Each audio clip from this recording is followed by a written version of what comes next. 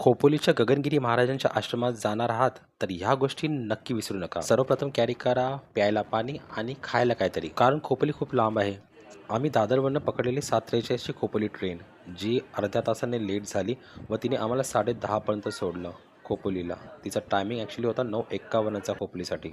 इथे जाण्याचा best time म्हणजे पावसाळा. निसर्गात वसलेले हे आश्रम अजूनही सुंदर दिसते.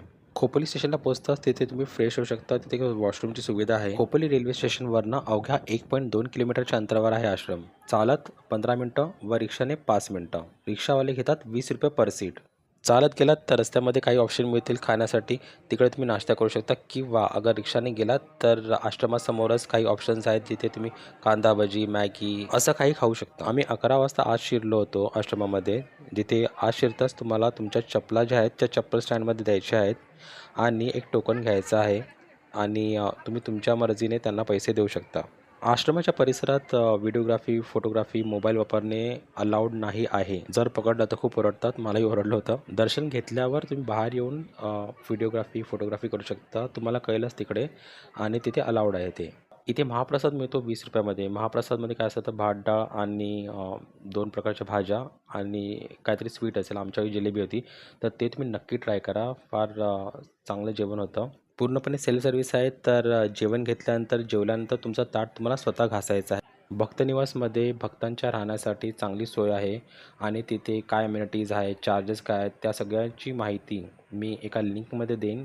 ती लिंक तुम्ही बुकिंग करण्यासाठी वापरू शकता. इथे तुम्ही भक्तनिवास बघू शकता. आणि एक महत्त्वाची गोष्ट म्हणजे ट्रेनचं टायमिंग नक्की चेक करा, जायची आणि यायची दोन्हीही, कारण का ट्रेन फ्रिक्वेन्सी फार कमी आहे. तर एखादी ट्रेन सुटली तर मग भरपूर वेळ स्टेशनवरच थांबावं लागू शकतं. आश्रम फारच स्वच्छ आणि सुंदर आहे. आणि हो, एंट्रन्सला चप्पल स्टँड आहे, त्याच्या बाजूलाच लेडीज आणि जेंट्स वॉशरूम आहे आणि पुढेही एका ठिकाणी वॉशरूमची सुविधा आहे. गगनगिरी महाराज हे मूळचे पाटणचे, साताऱ्यातले, आणि त्यांचं खरं नाव होतं श्रीपद गणपतराव पाटणकर. ते एक एन्व्हायरमेंटलिस्ट होते. ते एक निसर्गप्रेमी होते. त्यांना झाडं लावणे फार आवडायचे. इथे तुम्ही गौशाला बघू शकता. त्यांनी निसर्ग संरक्षणाबद्दल बराच प्रचार केला होता व बऱ्याच लोकांना निसर्गाचे महत्त्व पटवून दिले होते.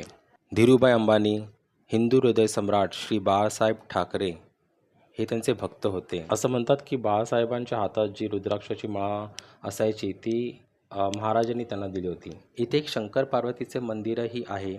तिथे पण फोटोग्राफी अलाउड नाही आहे, म्हणून तुम्हाला मी ते दाखवू नाही शकत. ते बघितल्यावर आम्ही गेलो गुहेकडे.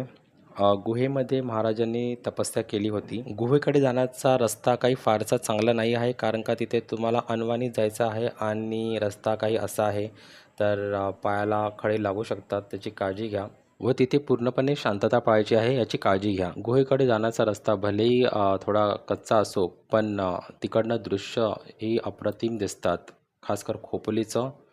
व तिकडे एक छोटासा झराही आहे जो गुहेच्या वरनं खाली पडतो. आम्ही गेलो तेव्हा फारसा पाऊस नव्हता, म्हणून त्या झऱ्यालाही फारसं पाणी नव्हतं.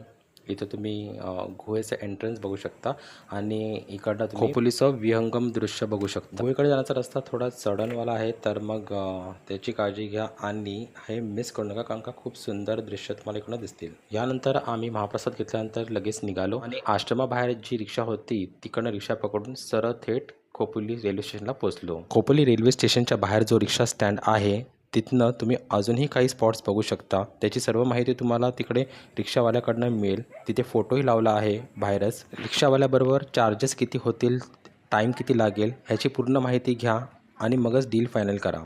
त्या स्पॉट्समध्ये महाडचा गणपतीही आहे. काही माहिती राहिली असेल किंवा चुकली असेल तर नक्कीच करेक्ट करा. काही सजेशन्स असतील, काही विचारायचं असेल, काही बोलायचं असेल तर नक्कीच कमेंट करा. भेटूया मग पुढच्या व्हिडिओमध्ये. तोपर्यंत धन्यवाद.